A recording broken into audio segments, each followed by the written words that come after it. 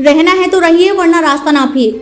अजित पवार पर शिंदे के झुकने की तो अलग ही कहानी बता रहे संजय राउत। महाराष्ट्र में शुक्रवार को सरकार ने विभागों का बंटवारा कर दिया, जिसमें एकनाथ शिंदे गुट के कड़े विरोध के बावजूद उप मुख्यमंत्री अजित पवार को वित्त मंत्रालय दे दिया गया। शिंदे गुट के कड़े विरोध के बावजूद अजित पवार को वित्त विभाग मिलने से सियासत गर्म है।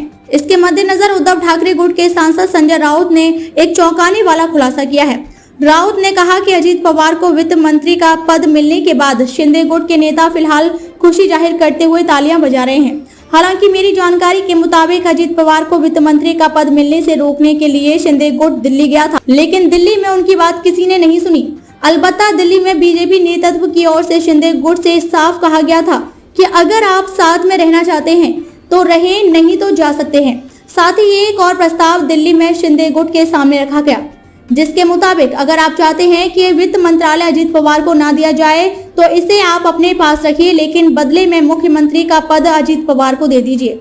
संजय राउत ने कहा कि इस प्रस्ताव को सुनने के बाद शिंदे गुट दिल्ली से चुपचाप वापस लौट आया और अजित पवार को वित्त मंत्री का पद देने के लिए तैयार हो गया।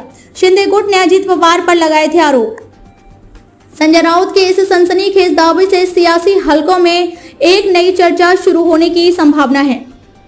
ऐसे में यह देखना दिलचस्प होगा कि इस मुद्दे पर शिंदे या अजित पवार गुट की ओर से कोई स्पष्टीकरण दिया जाता है या नहीं।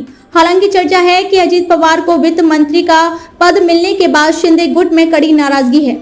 महाविकास अघाड़ी सरकार के दौरान तत्कालीन वित्त मंत्री अजित पवार पर फंड आवंटन में भेदभाव का आरोप लगाते हुए शिंदे गुट ने उद्धव ठाकरे से नाता तोड़ लिया था।